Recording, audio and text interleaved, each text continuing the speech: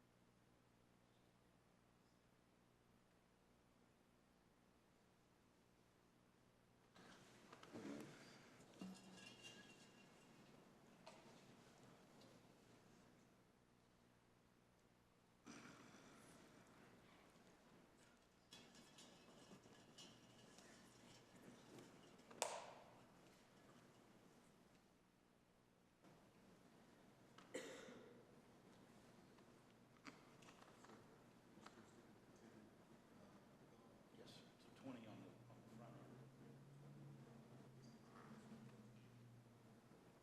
Let's see, tell me when my second half is starting. Lord have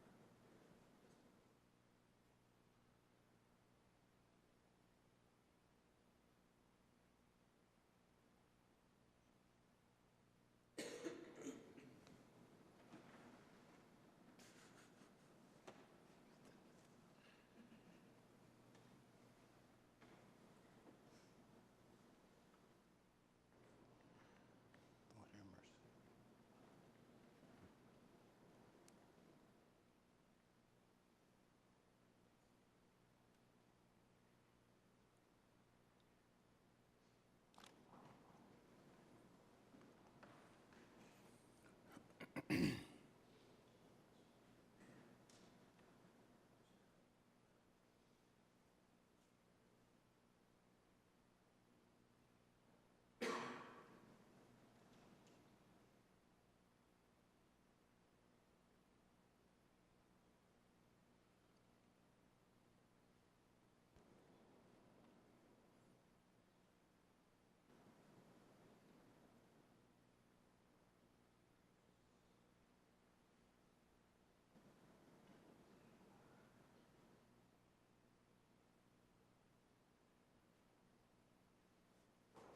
All rise.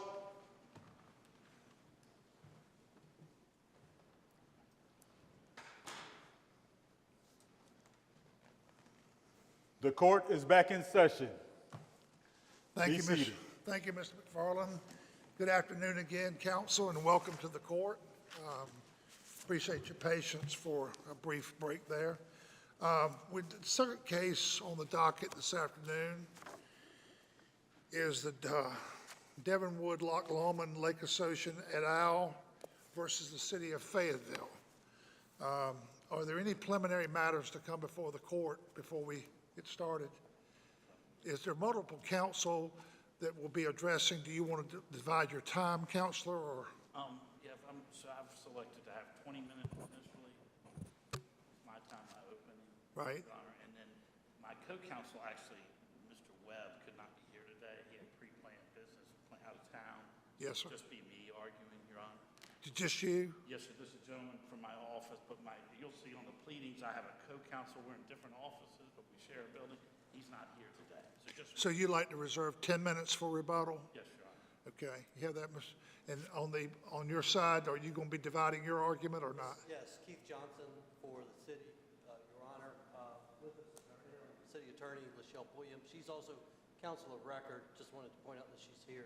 I'll be splitting the argument with my associate, Ms. Stephanie Gummer. Okay, well, I'll let you keep a track of your own time, and whenever you want to move forward with her taking over, that'll be fine. You each have 30 minutes, and council will reserve 10 minutes of your time for rebuttal. And just one procedural thing, Judge Tyson, I can, just make sure the parties are aware the order allowing the amendment to the record on appeal was allowed this morning. I don't know if, make sure everybody. We all both aware of that? Yes. I was, Your Honor. Okay, good. Okay. All right, then we'll hear from the appellant. So if it pleases the court, my name is Matthew Van Horn. I represent, my office represents all the plaintiffs, but in particular, relevance today are the 4 HOAs. They're the primary plaintiffs. So good afternoon, Judge Wood, Judge Tyson, Judge Murphy.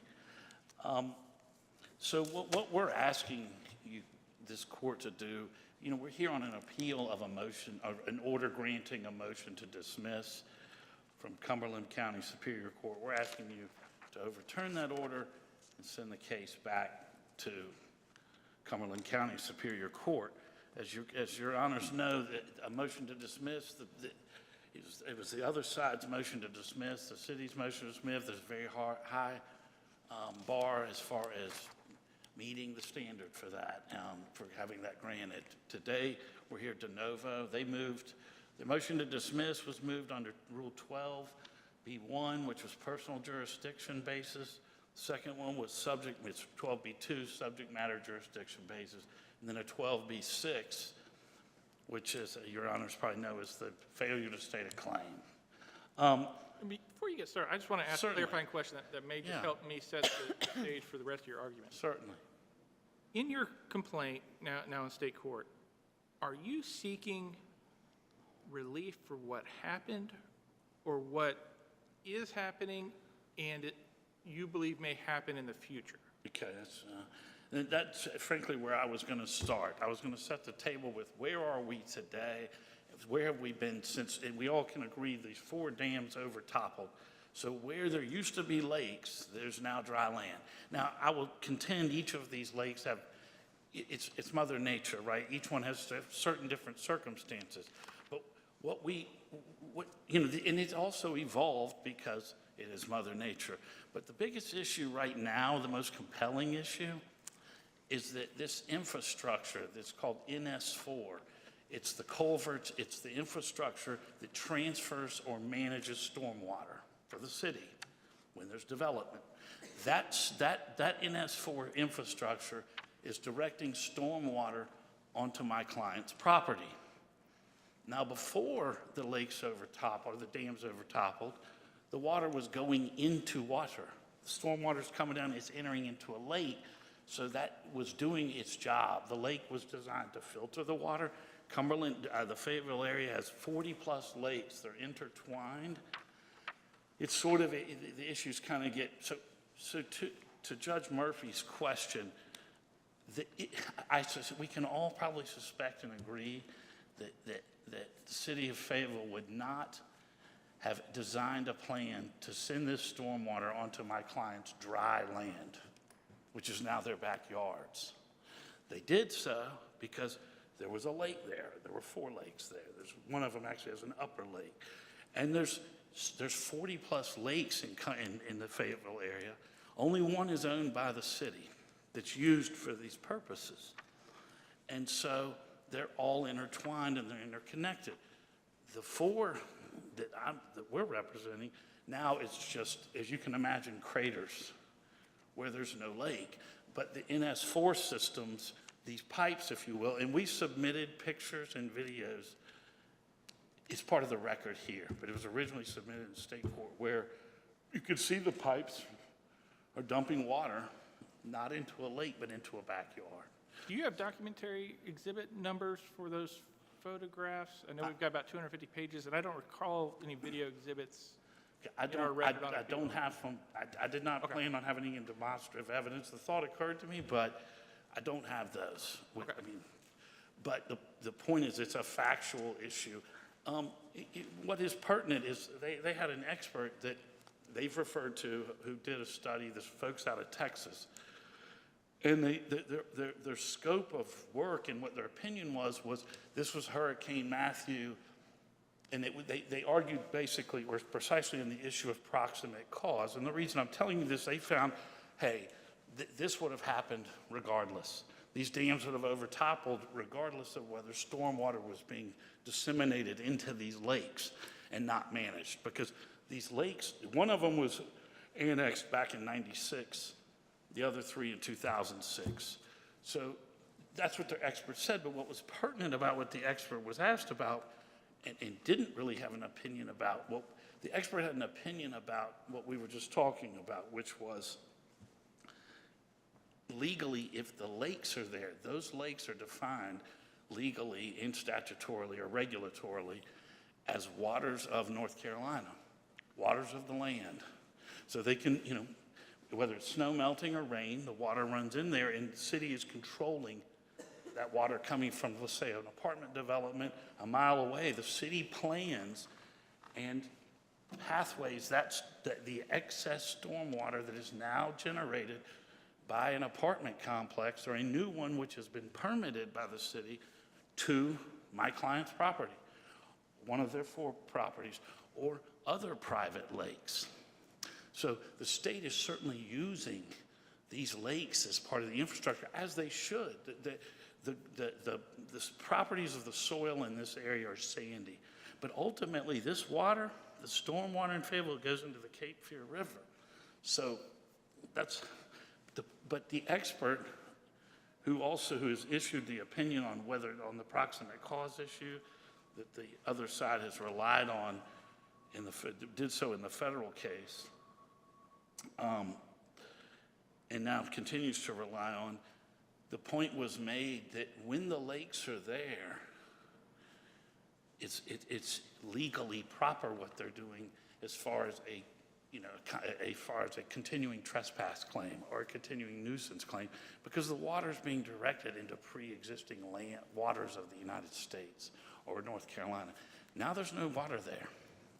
So they're rendering this land useless for my clients, which goes to condemnation claim, but they're also damaging it over time. It's undermining the properties. Let me ask this, are the allegations that, I hate to try to illustrate stuff, but are the allegations that, here's the lake. Sure. Right? No longer there. That the stormwater is still coming here and ruining this, or that it's coming through and ruining out here as well? Or are we talking about this based on the complaint? For the most part, that, and for the record, Inside your circle. Okay. But where the land now is dry. Now, if you can just, because sometimes it's difficult to conceptualize, that is HOA-owned land. The neighbors, or the HOA members, own their individual parcels of land which back up to that lake. So in some circumstances, it is undermining, because the pipes come under and around these lakes through the plaintiff's properties and then ultimately into where the lake was. It is undermining and causing damages, or it's causing damages to separate places outside of the square, but And generally speaking. For the purpose of 12B, where is that part in your complaint? Not the evidence, not what discovery might show if we're at summary judgment, but in the complaint, where is that? Well, it's contained, from a claim. From an allegations standpoint. Oh, well, let me do it in reverse order if it pleases the court. It's in our claims for continuous nuisance and continuous trespass. And I can think it's conferred. I can cite it, Your Honor, but I have the complaint over here, but there's under. I'm looking at the recurring trespass, it seems to be, it seems to me talking about past tense. Okay. And let me just check the negligence real quick again.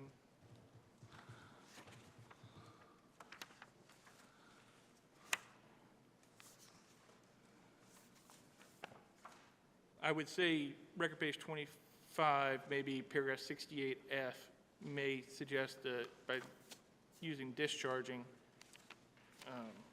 could be using kind of the present sense and future tense.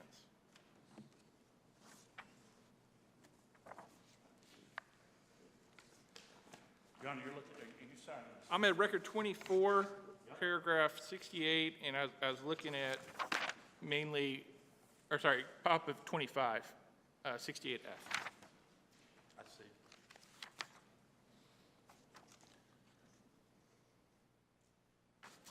I do understand, generally where the question's coming from, because it is an ongoing. Because to me, it gets really into the statute of limitations concern that was raised, and Okay, well, what might die with statute of limitations, what might not die, outside of your other arguments, I understand. okay, fair enough. Parsing them out. But on the statute of limitations claim, a continuous nuisance or trespass claim, we've briefed that in our opening brief. It was briefed, and I believe we've addressed that it's an ongoing issue. In other words, every time it rains, the water flows onto my client's property. It's not, the law says in situations of continuous nuisance, continuous trespass such as this, it's not a garden variety statute of limitations defense like a car wreck or Well, isn't it garden variety for damages, but not for injunctive relief?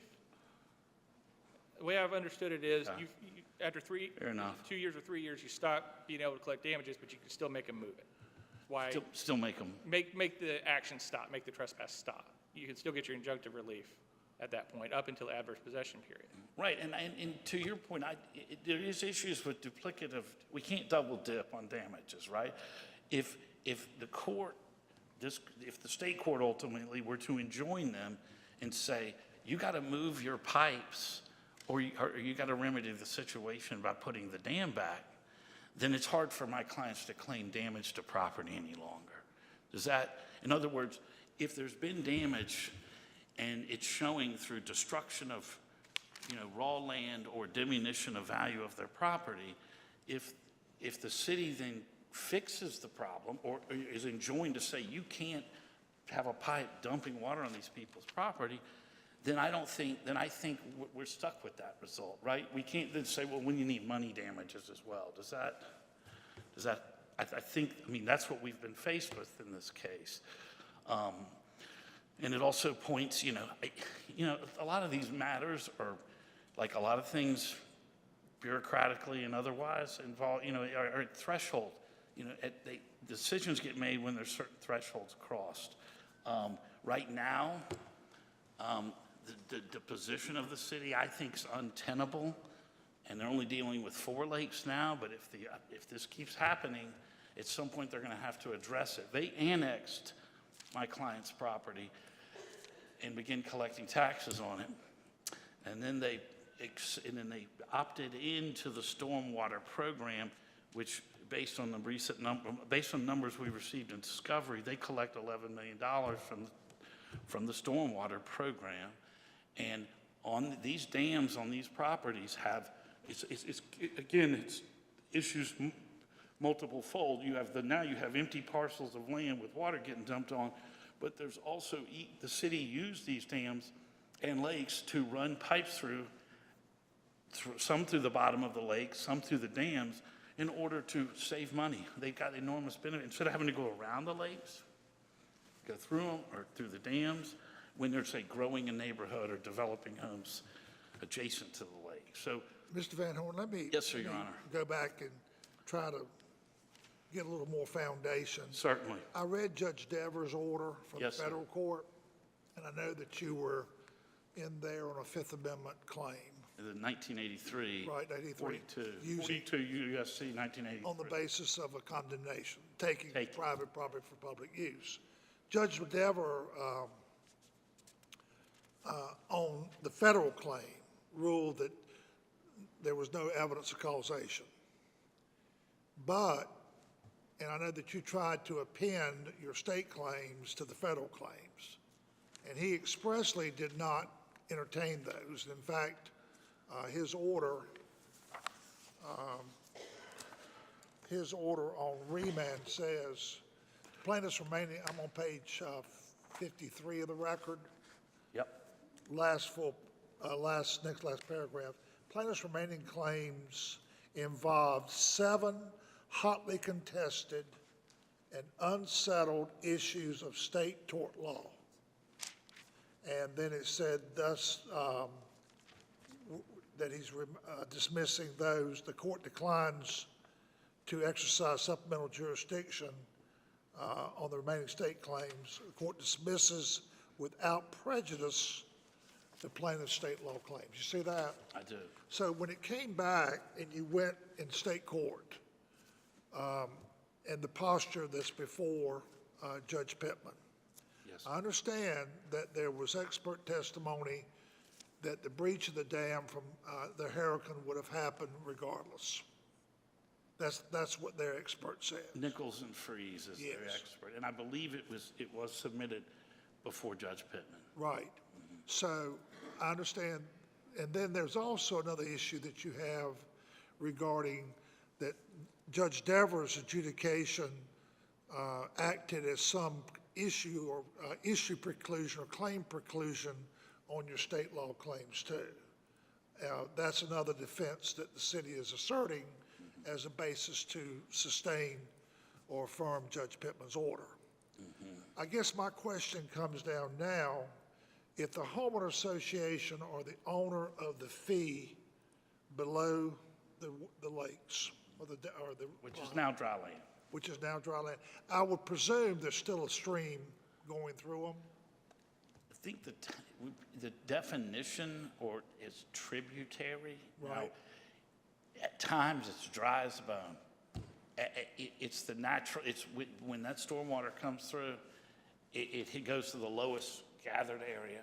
Is there any, and you might not know this, Yeah. is there any portion of your client's property, the homeowner association, that is above the 100-year floodplain? That's a great question. We don't know that. I don't know that as I stand Okay. here. But you're not, it's not shown that all of your client's property is within the floodplain, correct? There's no evidence of that. No, sir, Your Honor, not to my knowledge, Okay, now let me switch gears a little bit. certainly. The law in North Carolina before 1986 was surface water is a common enemy, and every landowner could do whatever they wanted to do to avoid the negative Is consequences. that correct? Pendergrass? And then Pendergrass versus Aiken changed that, and we went to a reasonable use doctrine. That's right. So now, a property owner or someone who's diverting water, The superior property owner. Yes. Right. they have to make a reasonable use. They cannot treat surface water as a, quote, common enemy, right? That's my reading of Pendergrass, yes. Right. sir. So to drill down now on your specific claims, do you agree that the city would have the ability to divert the surface water in a reasonable way? I think that's a fair statement, yes. Okay? So now, They would have the right to do that, to not, a reasonable way is to not harm the inferior landowner. right, and but we all know water runs downhill. It's based upon the lowest grade. So Even me and opposing counsel, I think, can agree. it's gonna travel to the lowest point. Yes, Your Honor. And your depressions that are left in the absence of the dams being gone are the lowest points now, right? That's fair. So when we look at the claims that I want to be sure where all your claims were dismissed under a Rule 12 dismissal, correct? Well, we're in the unenviable position of guessing what Honorable Pittman did, but the motion was all, I believe it was all Rule 12. One was collateral estoppel and the balance were Rule 12. Let me ask you But- this, but I they have to were- look but- at the record. Had the city responded to your state tort complaint? Was there an answer filed by the city For condemnation? Wait, did the city answer your complaint by an answer? Was an answer filed? no, sir, it has not been. So the motion to dismiss was made strictly on your complaint. That's right. So it's not a Rule 12C. Everything here is Rule 12B. I believe so. Yes, sir. In the motion to dismiss is in the record. Right. And it says all claims should be dismissed for collateral estoppel based on Judge Devers' order. And then the balance is 12B, but it's intertwined. Some are for this, some are for that. You get my drift. So that would be as a matter of law under 12B. It would. So where are the factual issues that you have to show that still remain To survive the Rule 12B dismissal? well, I think most of all the determinations of these 12B issues are factual. I mean, you're talking about causation, for one. That just a glaring issue is fact-based. But in 12B, personal jurisdiction, so statute of limitations would fall under the 12B6, for instance. Would sovereign immunity fall under that too? Yeah, that would be a defense under 12B6, not personal jurisdiction. Yes. So basically, regardless, we will have to look at each one of those individually. Is that fair? That's fair, but I would like to add that, the way the motion to dismiss was filed the opposite side relied heavily on facts. I mean, that's how it was presented to Judge Pittman. And I don't want to intrude too much Yeah, on your time. or his, and Right. hers. But and they have their 30 minutes, and I just want to make sure you Fair enough. have adequate time. The last thing I want to ask you was, your clients had their own expert witness too, correct? That's correct, Doug Jewell. Okay. So, Can I also add this? He was not introduced, or we did not move for him to be an expert. We were fortunate enough to have the head of the stormwater managing, the head manager of the stormwater division, not to sidetrack, but it's noteworthy. He was retired from the city of Fayettevil, but had been the stormwater, who ran it. And his testimony was invaluable, and as you'll find in the record, he also had exhibits of all the NS4 and how how everything works in that. So that was sort of two experts, is the only reason I say that. you have about 8.5 minutes left. Do you want to reserve that? Let me ask a procedural question real quick, just on this motion to dismiss. Obviously, we don't have an answer, so we don't have affirmative defenses, which usually collateral estoppel, Right. statute of limitations, statute of repose. Those things are typically affirmative defenses that need to be raised. I only see, and maybe I'm missing it, in the defendant's motion, a collateral estoppel being raised. Was the statute of limitations raised at any point below? I mean, it was, I don't know that it was briefed. I'll tell you what, it's only in one. If you look at the motion to dismiss, And like I say, I might just be reading over it, have read it. yeah, the motion to dismiss, the statute of limitations. Oh, I see it now under It's B. only, Okay, thank you. but it's only as to condemnation, inverse condemnation, see? That's the point. They didn't even raise it. They did not raise it. Did as they to- argue it at the like, hearing? not as to, I don't believe so as to continuous trespass and continuous nuisance. It was just as to, but as you know, these arguments evolve. But without Judge Pittman's, these 12B2s and 1s and 6s, particularly 1 and 2, need to have statement of facts adopted by the court and a conclusions of law, and he did not provide those. So again, we're sort of, it's odd, as you can imagine. You've been in this situation as the appellant. We're appealing, but we're sort of trying to guess why, try to address all their arguments, and then have to, that's why the reply brief is helpful in this, through this procedure. But how about I pass it? Thank you, I appreciate it. Thank you. Okay. One last thing as you're sitting down. Yeah. There was no request made of Judge Pittman to make those That's findings. correct, Your Honor. Thank you.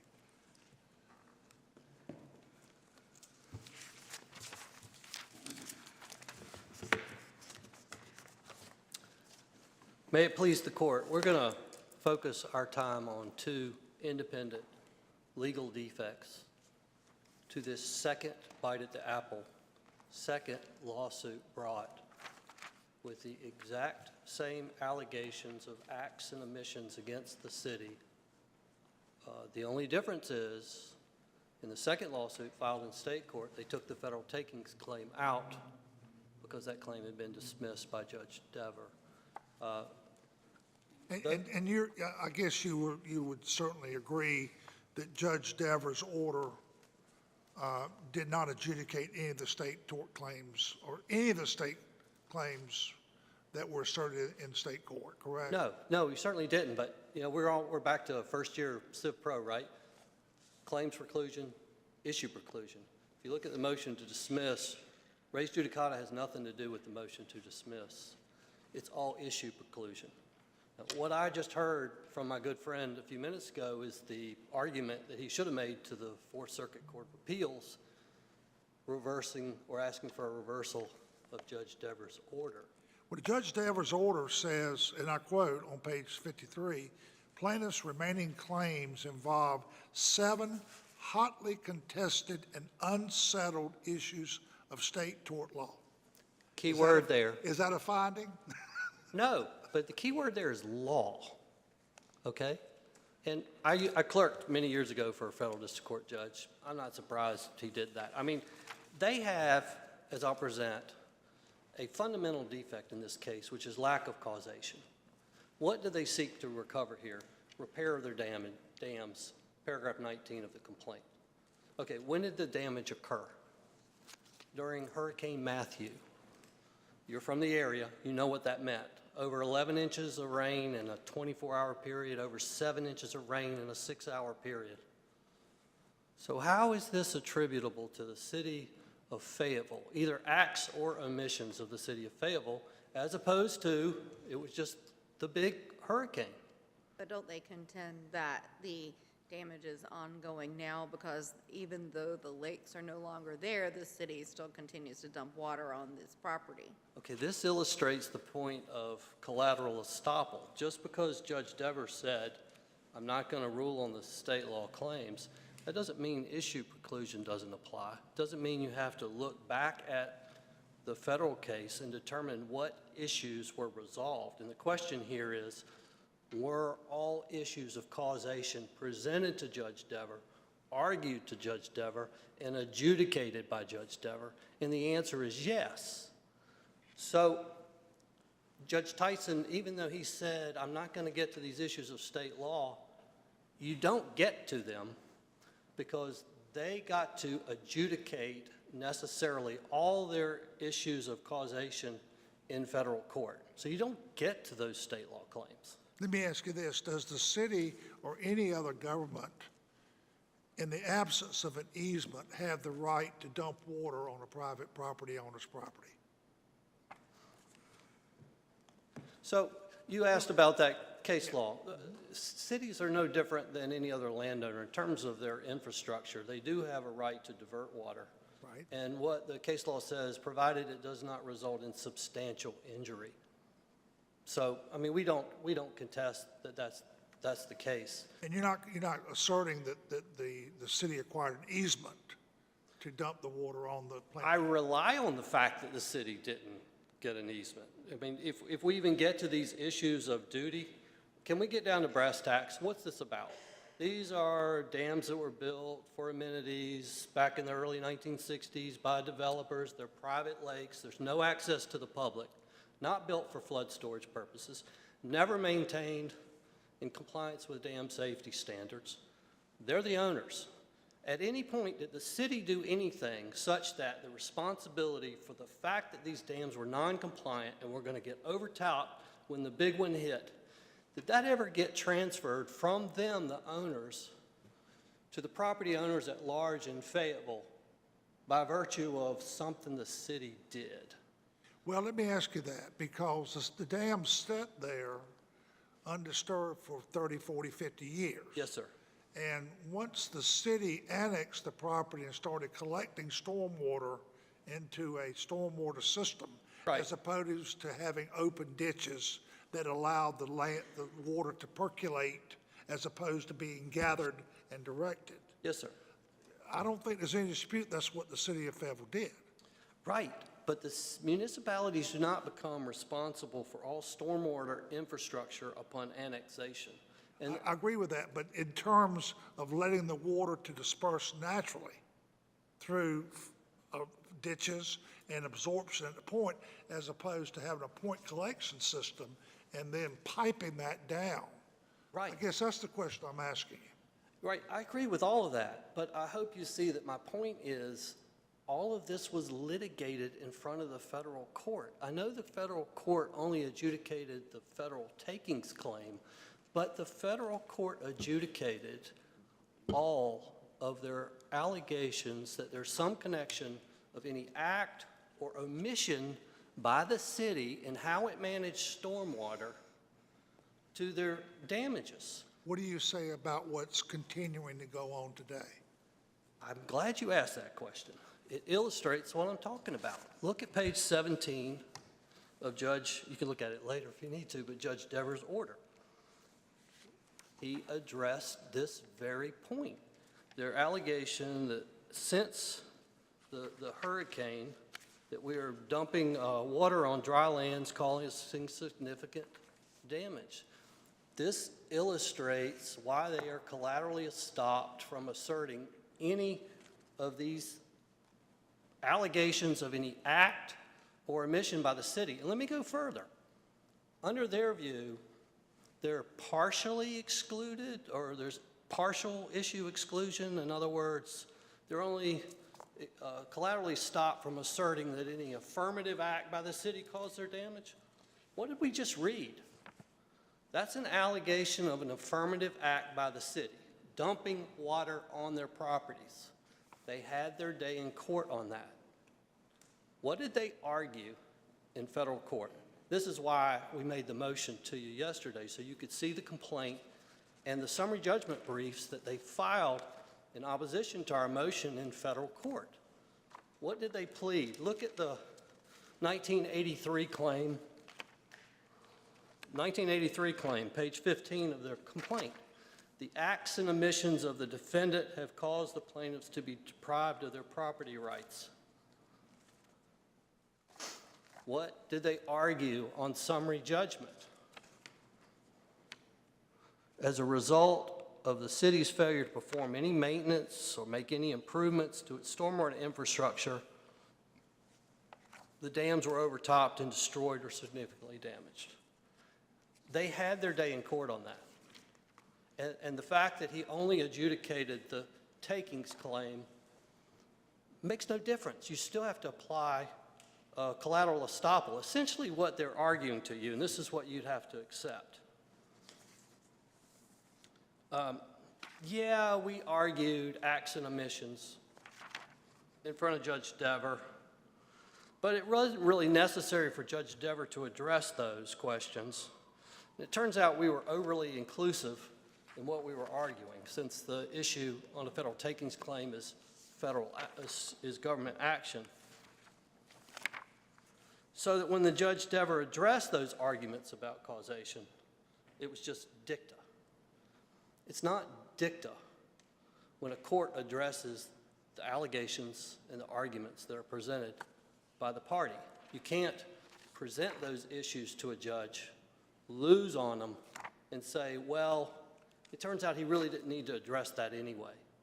Again, let's keep claims preclusion and issue preclusion separate. This is an issue preclusion case. Let me give you just a pro typo. We were talking about, should he have taken this up to the Fourth Circuit?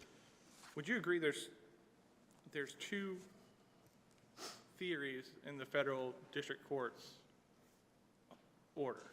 There's, it has to be an act, an omission doesn't count, and there's not causation. Do you agree that those are both present in this order at least? They might be intertwined, but they're both at least present. In Judge Dever's order. In Judge Dever's order. Yeah, I mean, why? I mean, he framed the issue on page 9. The city contends that the plaintiff's allegations of stormwater mismanagement was not a proximate cause of their damages. The reason he framed it that way is that's what they asserted. Okay. So if it went to the Fourth Circuit, And the Right. Fourth Circuit decided to affirm Judge Devers on the, it must be an act, not an omission Yeah. for federal taking, and dismisses the other causation issues as moot, and just doesn't even bother reviewing that. Would this order have collateral estoppel effect, since Yeah. there wasn't ever any review of that determination, so it wasn't necessary to affirm the order? Yeah, they still had their day in court. They still had their day in court on all of their allegations of alleged mismanagement. They didn't have to do it that way. They could have gone to federal court with a simple physical invasion. You've invaded our property, you're depriving us of our property use. Not got into any of this alleged failure, the state court stuff. They chose a kitchen sink approach in federal court, throw it all at Judge Dever. They had their day in court on all of that. And to me, it's pretty simple. Back to first year Civ Pro, you had your opportunity. You were heard on all of it. And you have to live with the consequences. You could appeal him, but what you can't do is back up and come into state court, file the exact same lawsuit without the federal takings claim, and say that you're going to get a redo. You don't get a redo on any of it. If we disagree with you and we take the plain language of Judge Devers' order that's dismissed without prejudice, and that it's very hotly contested, if we look at that paragraph in his order and say no, that order by its own terms preserves the state law claims to be adjudicated in state court. Okay, I know that's not your argument, but let's just say that's where we are. Can you take it from there? Yeah.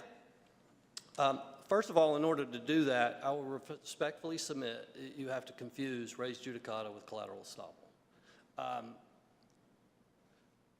Then they run, even if they get over the collateral estoppel bar, which is the I'm having a first hurdle. problem where a judge expressly did not rule on something that would, that failure to rule would preclude them when he expressly says they have the right to bring them without prejudice. Right. If you don't accept my collateral estoppel argument, even though it's clear on the face of his order, comprehensive order, that he addressed each and every one of their alleged acts of omission, which they've reasserted in this case, if somehow that happens, then they're going to run headlong into what Ms. Gum is going to address, which is, okay, let's take your state court, your second bite of the apple. You are alleging essentially an intrusion on your property. You are asserting a state inverse condemnation claim. Clear law, which she's going to go into, I don't want to steal her thunder, is that's an exclusive remedy. You can't tack on all these common law claims with your claim of state inverse condemnation, and this gets Judge Murphy to the statute of limitations. There's no question that the 2-year statute of limitations on that claim expired. I want to, if I can, just Let me finish. ask you this, is dumping water on another person's property, is that a trespass? Not necessarily, no. It depends upon the circumstances. So Is it a nuisance claim? it depends upon the circumstances. It's the reasonable use. It's what you described before, but I'm representing a municipality. We do not run from the fact that if we have a pipe that's obstructed, or if we cause substantial injury to someone else's property by virtue of our collection of water, there's no immunity for that. We recognize there is a common law right. If you look at the case law, there's some cases where a city pipe gets obstructed, causes, yes, there is. But you've got to get past two things to even get to that issue. One is collateral estoppel. They had their day in court, in federal court. I don't know how you get past that. And if you do get past that, then you've got the exclusive remedy argument of inverse condemnation. So I would respectfully submit, while I could sit here all day and talk about the common law regarding stormwater, you don't get to it. And that's my point about Judge Devers' statement about, hot issues of state law. I would actually, it's this is pretty established common law. It's about old as rain. I would like to, before I turn it over to her, make one other point, if I could get back to the collateral estoppel and what was addressed by Judge Dever. By necessity, he had to consider evidence of what we would call the baseline flood. How high would the water have risen at these dams during this hurricane if there had been no government action or emission? In other words, would this have happened regardless? What was the testimony that was presented to him? That's our hydraulic analysis that shows that these dams during that hurricane would have overtopped even if that hurricane had occurred in the early 1960s, shortly after they were constructed. In other words, Now, this is the evidence before Judge Pittman, right? this is the evidence before Judge Dever. Okay. In the federal case. Judge Pittman's order is before us. That's what we're reviewing.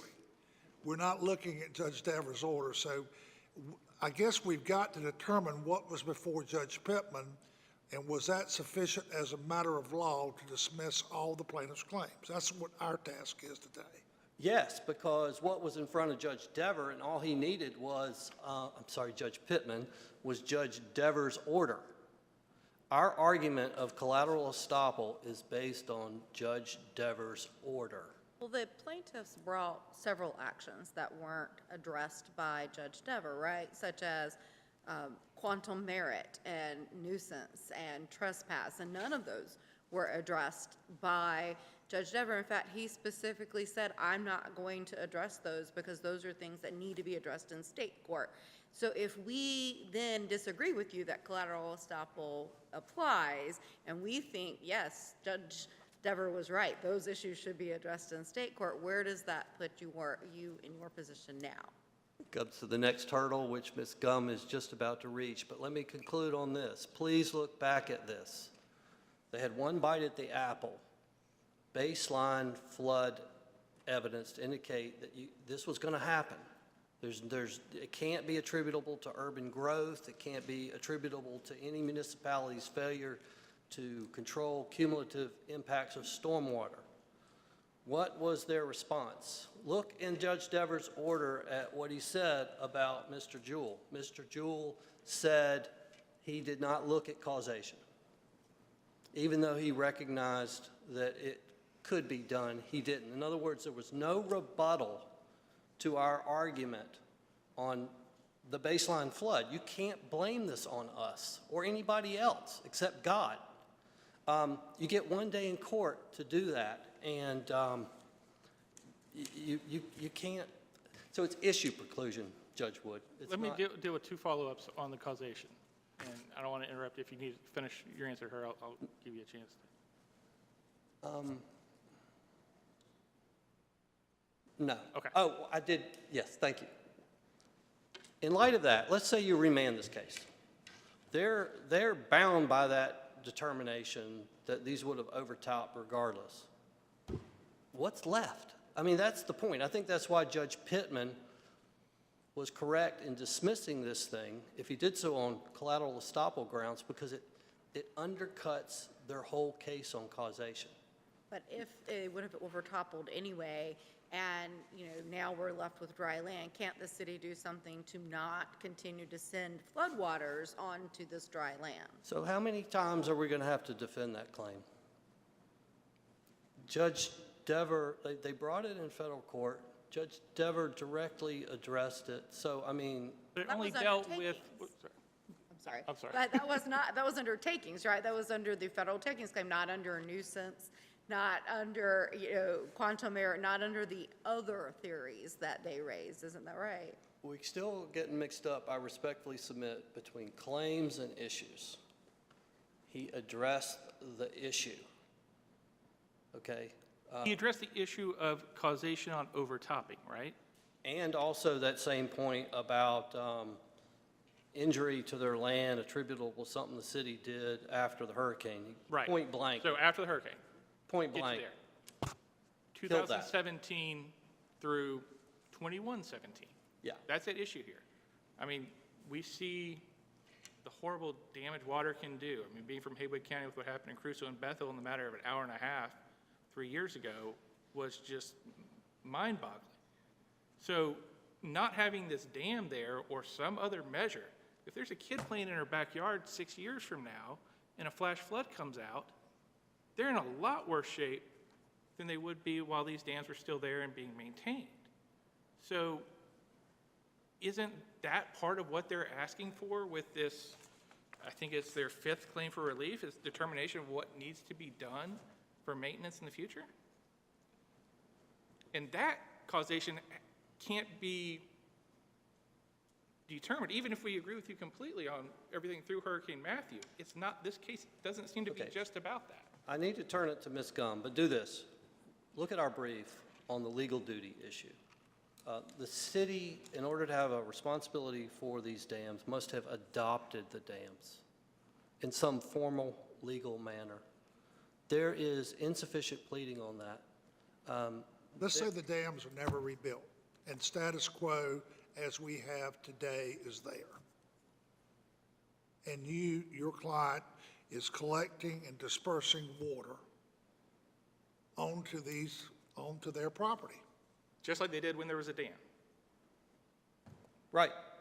That's One of the okay? specific allegations that was adjudicated in front of Judge Dever was this dry land post-hurricane property damage. That was adjudicated in front of Judge Dever, page 17 of his order. So they don't get to argue that again. Let me turn it over to Ms. Gum. Okay, thank you. May it please the court. My name is Stephanie Gum.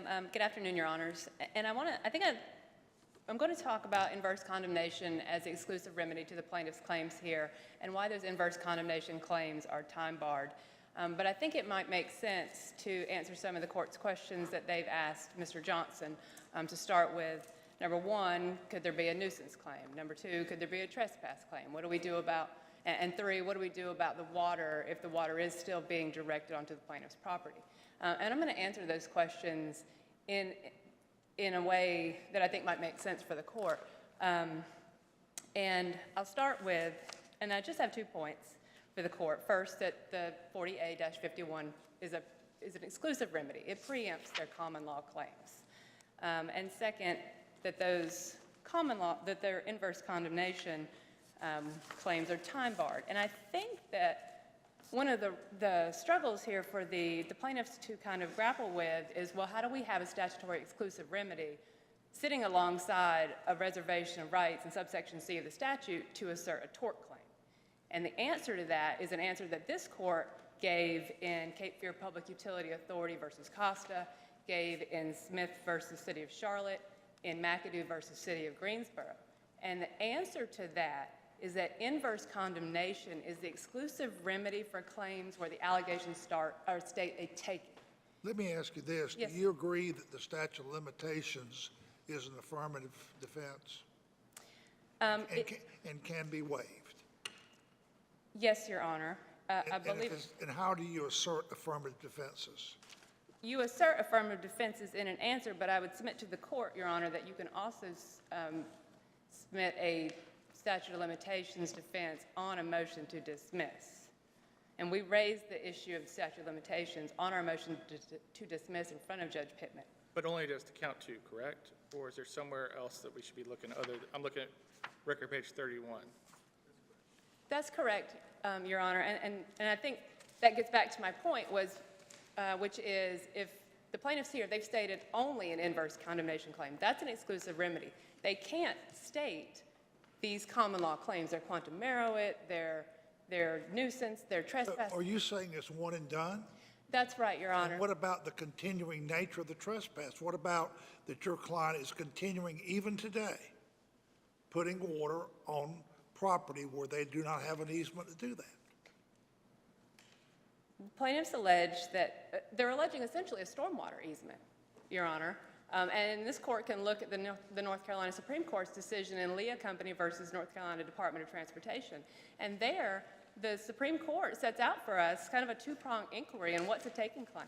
Well, a taking claim is where a plaintiff alleges that a permanent physical occupation and seeks to recover the overall general loss of property value. Now, where those claims or those allegations state those two prongs, the overall general loss of property value and the permanent physical occupation, that's a takings claim.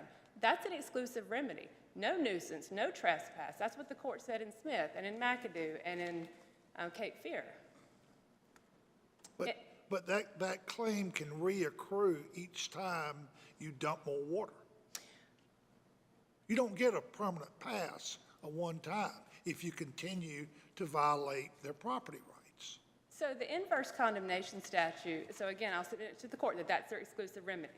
They can't allege these other common law claims. The inverse condemnation statute, subsection A, sets forth the time in which a plaintiff has to bring those inverse condemnation claims.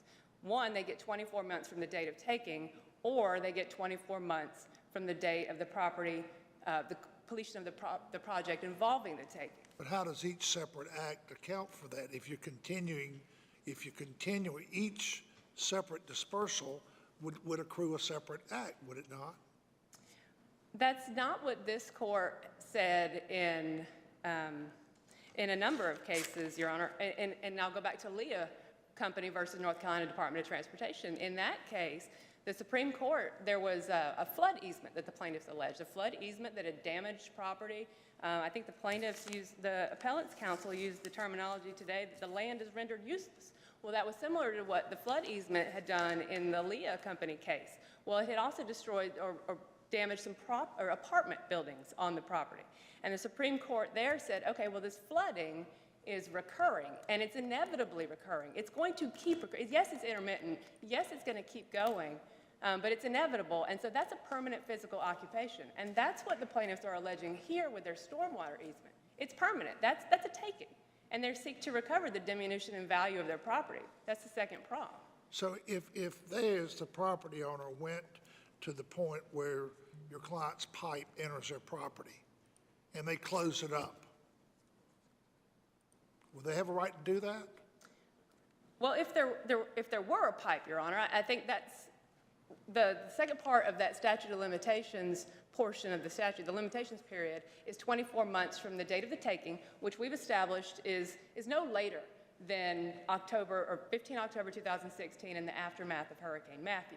Okay, but they don't dispute that. What they allege on appeal is that they're falling under prong 2 of that limitations period, the 24 months from the date of the completion of the project. But they don't allege any project. They just say, and the plaintiff's counsel referred to it as MS4, the city's stormwater management system. The system at large is the project, and we get 24 months from that. Well, they don't say they get 24 months from that, but I'll get to that. But the project, that's too broad a definition of project, and this court said that in McAdoo. In McAdoo, the plaintiff asserted a claim based on an entire road widening project. And this court said, well, that would be unreasonable if we were to consider this entire road widening project as a project under 40A-51. You've got to use the discrete portions, these sections of the road widening that were completed. That's when you get, that satisfies the definition. But here the plaintiffs asked for something even more unreasonable, and that's this perpetual time to bring an inverse condemnation claim. And they do that based on the language in McAdoo that says a maintenance period can extend the time for the completion of the project. And here they allege, well, the city's got this perpetual duty to maintain the system stormwater, so the statute of limitations never going to run. We can, bring our inverse condemnation claim in perpetuity. But this if a government enlarges the dispersal, let's assume that whatever happened on the day of the hurricane, that's a discrete period of time. And that's when the dam went away. But we're having today stormwater being collected and being dispersed on their property today, as we sit here today. And let's say that as the stormwater system expands, you're picking up more and more water through the passage of time, and you're dumping more and more water on that. Are you claiming the city would have a right to do that? To enlarge it perpetually? What I'm claiming, Your Honor, is that the city, or the plaintiffs, once they realized that was happening, that's when the time began to run. I mean, again, the project they've alleged, it's not a project at all. But it's a snapshot. Statute of limitations is always a snapshot. And if the city is continuing to enlarge their system and increasing the amount of dumping going on there, that's in addition to whatever happened after the hurricane. That's right.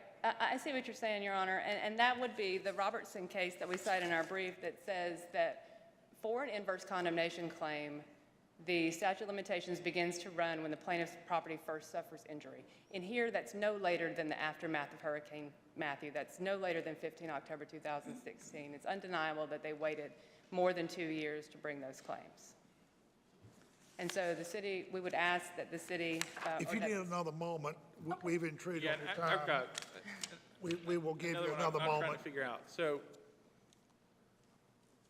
I don't know why the cup's such a good example today, but, so this is the lake before Hurricane Matthew comes in with the dam.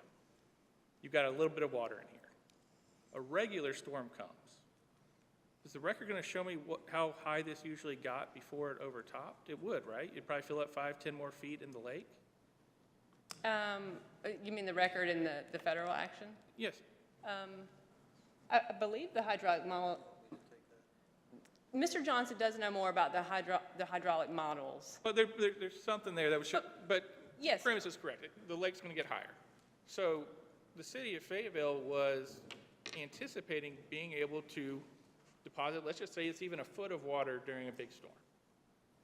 Now it's still expecting to deposit a foot of water on open land that's uncontained. How is that not a continuing problem to at least say that defendant is entitled to try to prove its case, that it's entitled to the relief it seeks in paragraph 5 of its demand for relief? An order by the court enjoining the city to create an oversight plan to manage and maintain the plaintiff's property with respect to the ability to manage and retain stormwater for the city. I mean, if you're dumping into a pool, that's a lot different than just dumping it out in the middle of the street. I totally agree with you, Your Honor. I mean, it's not the city's contention that the plaintiff has no claim. It's the city's contention that their exclusive remedy is inverse condemnation. They could have brought that and should have brought that within 2 years from the aftermath of Hurricane Matthew, when they realized the dams failed. They overtopped. Now there's water. There's no lakes. They're gone. Now there's water pumping out on our dry lake beds. Well, that's been happening since Hurricane Matthew. And again, it's not the city's contention to deprive the plaintiffs of a remedy. It's just that here the plaintiffs waited too long to seek the remedy. That was their exclusive remedy. But is it too long for continuing trespass to seek injunctive relief? Well, An equitable remedy versus just the regular statute of limitations? If you're saying, and I stand to be corrected, with continuing trespass, my information, and maybe it's from dealing with this too much in practice, was you wait too long on the statute of limitations, you're not getting damages, but you can still make it stop because your injury is continuing on property you own and it hasn't been taken from you. yes, Your Honor. Well, that argument is premised on the idea that you could bring a trespass claim. Well, this court in McAdoo, that property owner who had the road widening project affect his property, he tried to assert a trespass claim. This court said, no, that's not a trespass claim. That's a permanent physical occupation of your property. That's an overall general loss of your property value. That is a claim that sounds only in inverse condemnation. And so it's not, Judge Murphy, that a question of what the plaintiffs could assert under continuing, whether there's a continuing trespass. It's a question of whether inverse condemnation was an exclusive remedy here. And the answer to that is yes. So my last question for you is, how do you deal with the situation that the incursion on private property is enlarged? Say that again, Your Honor. How do you deal with a situation when the government increases, they enlarge the degree of dispersion? That's the case law that Mr. Johnson cited. That's the substantial impairment. That's the distinction between a property owner. The city as a property owner can't substantially impair another property through the dispersion of water. So do you agree that if the facts would show that the amount of water the city is dispersing on the plaintiff's property is increasing, would they be able to entitle at least to stop it? No, Your Honor, I would not. I don't have, well, not through an injunctive, a claim for injunctive relief, but a claim for, and again, I stand to be corrected, but a claim for inverse condemnation. And I think that the question maybe that the court is answering, Your Honor, is do the plaintiffs want something different? Did the plaintiffs in the Leah Company case want not to have a flood easement? Did they want not to have suffered that structural damage? Probably.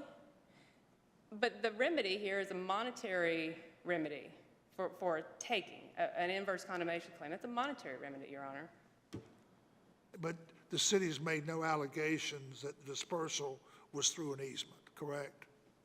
The plaintiffs have named some easements, but it's not, and I don't think it's entirely clear from the complaint, but this is not the city's contention that the stormwater easement, or that there's a stormwater easement where this water is coming from. In fact, the plaintiffs allege that, quote, virtually all the stormwater in the Little Rockfish watershed is being pumped onto their properties and stored onto their properties.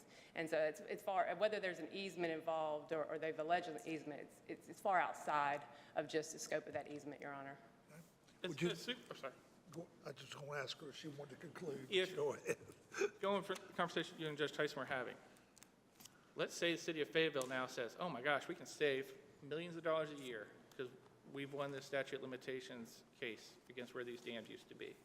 We can pump all our stormwater there from here until eternity, no matter how big the city grows.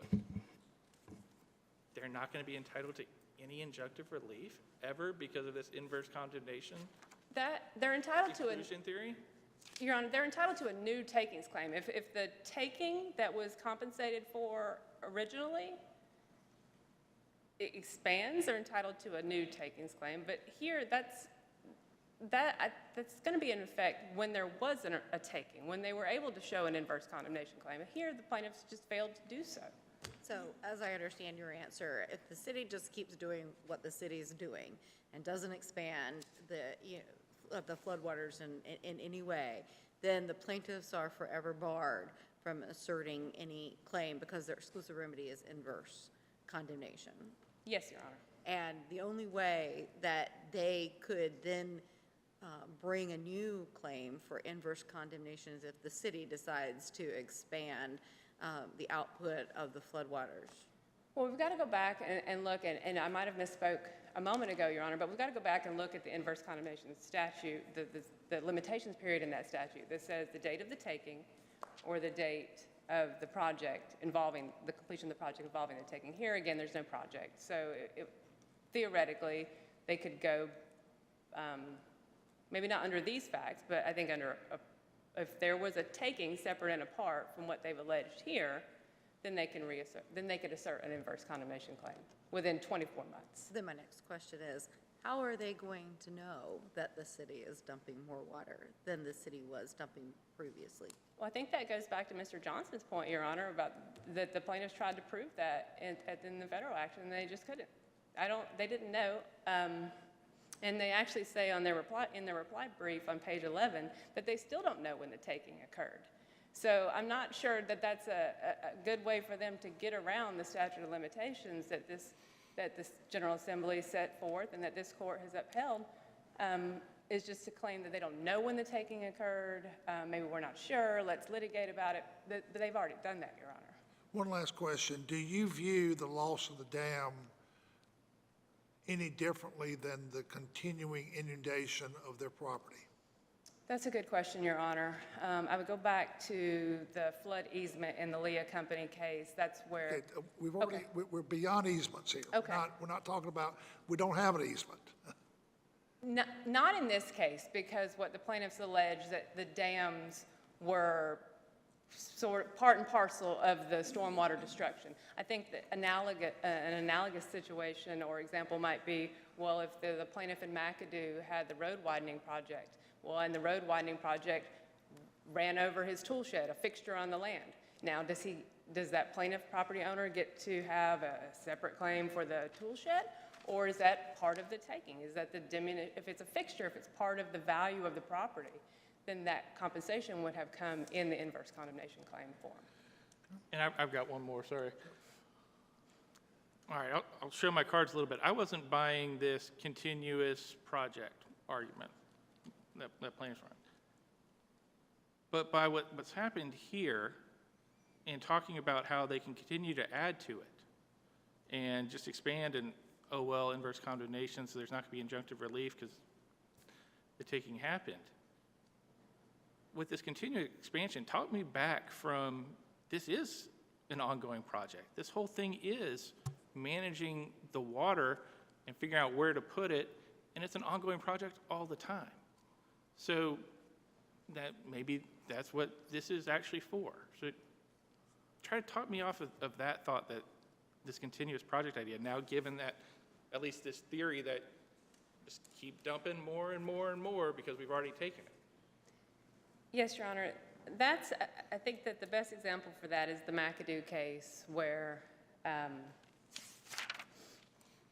it's not, where that property owners tried to say, okay, I'm going to try to define this entire road widening project as the start of the project, or as the project under 40A51. And that's where this court said, sorry, that's just too much.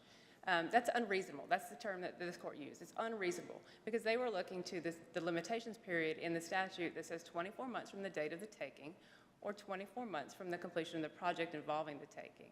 And the road widening project, that was too long in McAdoo. Here, it's not a project. It's a system. The plaintiffs have alleged some system that they've never clearly defined. They've just said, that, you know, the city manages stormwater through a system. It's left to our imagination what that might include. I mean, in the city, surely the city knows. Is that what discovery's for? Well, maybe in another case, Your Honor, but here we still run into the statute of limitations problem. Again, so they either had to define a project under 4851.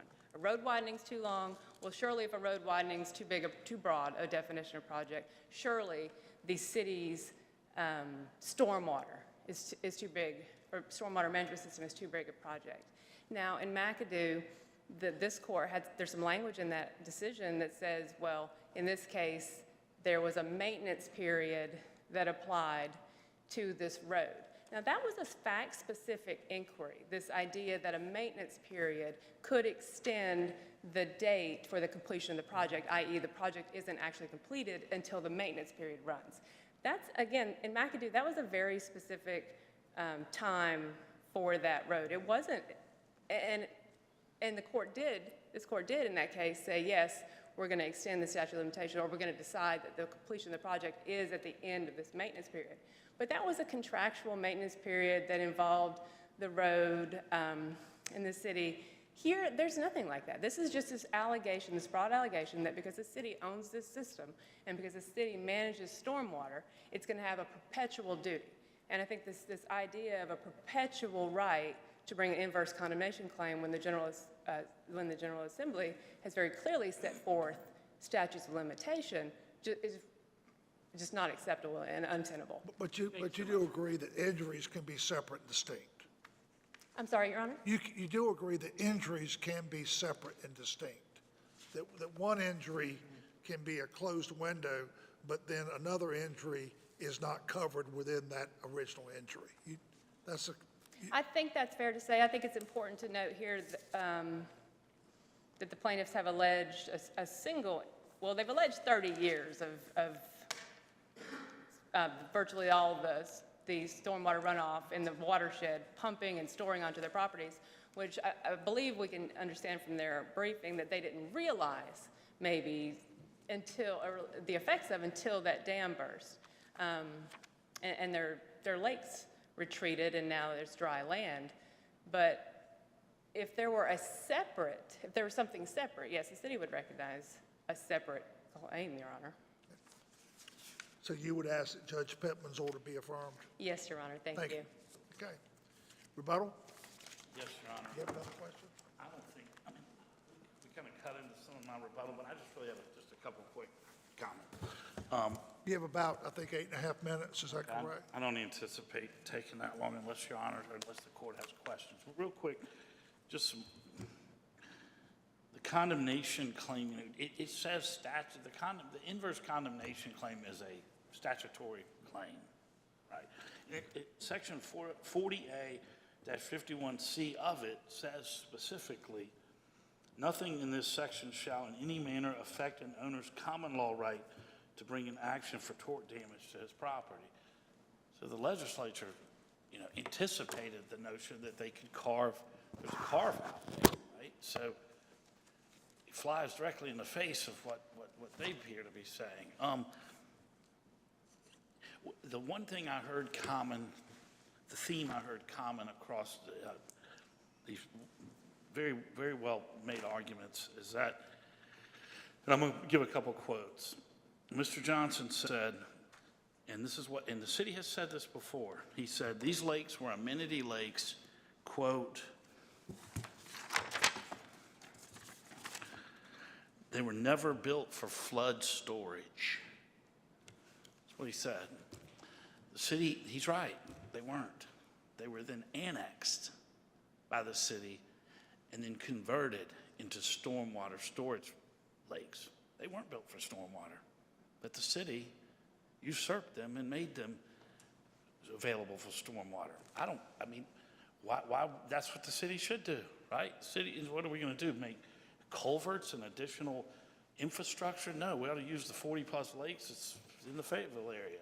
But he's right, they weren't developed for storm flood storage. But if the city is going to become a part of and adopt a stormwater management program and fund it by the taxpayers, they'll say, hey, this lake, if we're going to dump water, if we're going to increase infrastructure, if we're going to increase development and funnel it into these lakes that were never built for quote, not built for flood storage, perhaps we need to investigate that. And when the NCDOT, right over here, they would examine these dams and they would send letters to my clients about these dams. And the city was copied on every one of those. He's right, they're high hazard dams. High hazard dams are labeled as such because if they were to breach or overtopple, the water would flow onto, you insinuated a child playing or a street where cars pass. One or more of these are high hazard dams, and some of them were cited for, because of Diener, actually it's Diener, I'm sorry, would come out and inspect and say, you need to do this, you need this growing, the roots are growing too much into these dams, et cetera. They're weakened. The city got every one of those notices. So the city was on notice about these. They were on notice about potential weaknesses in the dams. So what the expert report doesn't say is what lack of maintenance on these dams perhaps led to the overtoppling. They got notice on every one of those letters from Diener, and they also knew that these lakes were not built for flood storage. That first notion is it's factual. Judge Pittman didn't cite any facts. We don't know. Like you pointed out, it's law, but those are factual issues. There's three of them. You asked one or both of them about the issue of the continuing nuisance, continuing trespass claim. They both said it depends on the circumstances. What are circumstances? Those are facts. Facts. Depends on what the facts are. Should we go to Pendergraph? That's what we mean. Those are factual analysis. Mr. Pittman was asked to make a ruling on 12B2, 1, and 6. Not a lot of facts.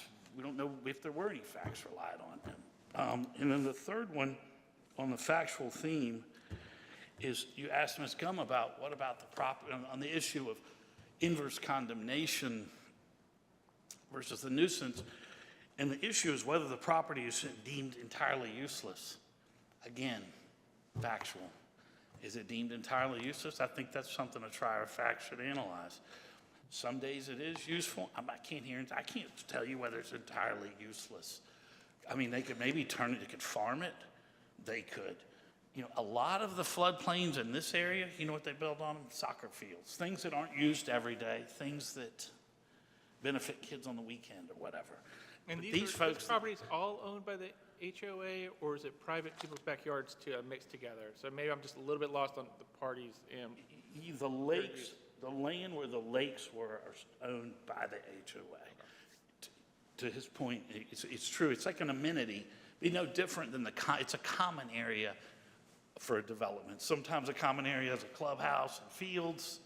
This place, it was a lake. So these people, though, if you can imagine, and I'm going to follow up on these pictures, they have houses with docks hanging out in the middle of the space, in the middle of the air. And when this water floods, it brings in rodents, it brings in all the stuff on the streets, diapers. It is sewage, essentially being dumped on their property. And before, it wasn't a problem because the lakes were doing their job. So the system's in place. What happened? We have to ask ourselves what happens when 4 more lakes happen like this. What about 5 more? What about the 6th lake? There's 40-some lakes that work together, and I think we've all read about the condition of the Cape Fear River. Well, this is a floodplain right into the Cape Fear River. And if it's not, they actually have the biggest resources. They have these 45 lakes. Let's use them. But this is not a trend that needs to continue. Let me ask you one question. How quickly after the hurricane did you assert your claims? I can tell you exactly, I believe, Your Honor. So the hurricane was 16. It was, it spanned it over a week or so. So I remember it because my name is Matthew, so it's kind of, but we filed sorry, Your Honor, I had a timeline right here. Frank, can you look at the complaint? So that was the first week of October 2009 is when it impacted, when it hit the Fayettevil area. We filed our lawsuit. Well, it's not there. Stand by. Looks like I'm looking at record 35, at least Judge Devers reports in his order that you filed your complaint on June 8th of 2018. Does that sound accurate? 20. Well,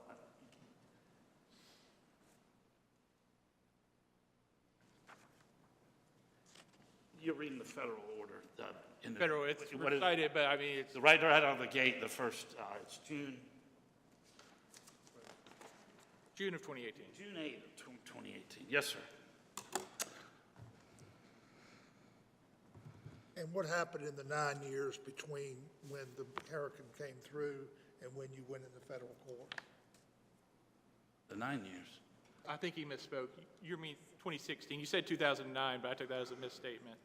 No, I'm sorry. The hurricane was 2016. Matthew occurred October 9th of 2016. Is when they say the greatest, impact. You filed in federal court on June of 2018? Yes, Your Honor. Was it within 2 years? Yes, Your Honor. Is that all the court has for today? Let me ask one question just so I understand some of the terms real quick, and we'll try to get out of here before midnight.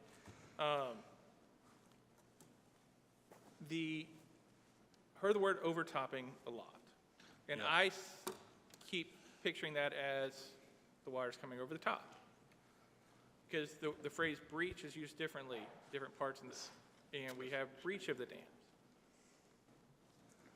Did the federal trial court make any determination about causation as to the breaching, or was it only over coming over the top? It's, And are those different things? Maybe I'm just wrong in how I'm understanding the terminology. I have learned, frankly, through this case, what I guess scientifically or environmentally what occurred, and apparently it's not a pure over the top because the water's coming in. There's a backflow that happens with earth and dams where it starts to churn and starts to eat away at it. It's because it's not as if, it's not like a bathtub, I guess would be maybe a poor analogy where it just overtops. It is, they watched it, get eaten away. It's an earthen dam. And so it requires an enormous amount of impacting the soil and maintenance, more maintenance probably, over time. But that's but you're right. I don't know if it's a distinction without a difference, overtop, breach, but that's it. But we're talking about the same event, not just the coming over. We're talking about the breach of the dam is what was being talked about with overtopping. That's right. Okay. But I learned through the process, and I think experts identified, it's an energy that starts, it builds on itself. Once it starts churning at the dam, it just eats away. So So if you go to the dams now, it's a big V. It's just broken through. There was one of your clients' dams that were not totally breached, is that That's correct? correct. That is, that's Has that Aaron. dam been repaired? It has, but what they've really done is intentionally just taken most of the waters out of it. Because of the damage to it, they don't want to risk. So whatever was not breached by the storm was breached later on? No, Yeah, they just, what they've done is lower the capacity of the lake through the drainage system.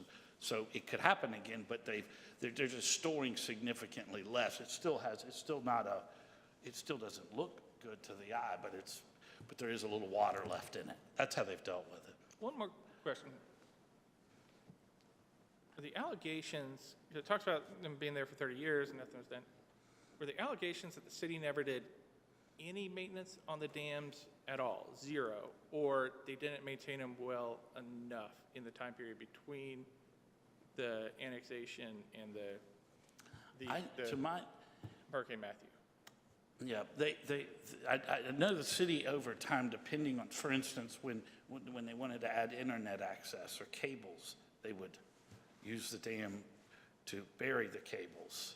I can't sit here and say with any knowledge. They would bury the cables and In the dam, pack the dirt back on top? yeah. Well, let me just clarify. But as far as The specifically, dams are privately owned, they're still privately owned, correct? well, they're on, where the dams used to be is on land that's owned by the HOA.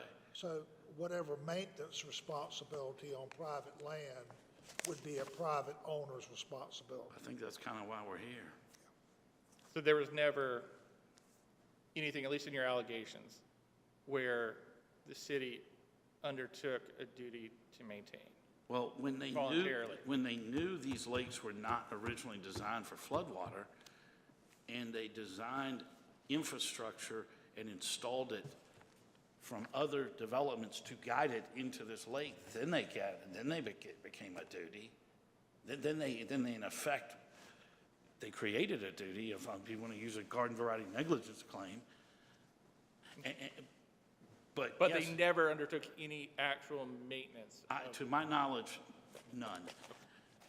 That's to my knowledge, none. And just from a practical standpoint, that brings up one of the issues, is that some of these neighborhoods, the affordability of maintenance and organizing that process, and it is private property, and that's sort of what we're here on the number 5 of our, what we're asking the state court to do, was to,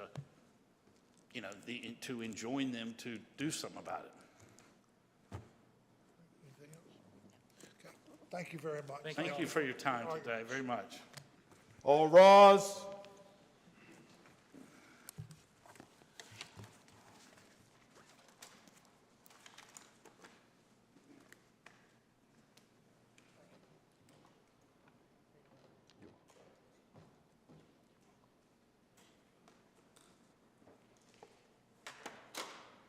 This session of the North Carolina Court of Appeals is now adjourned.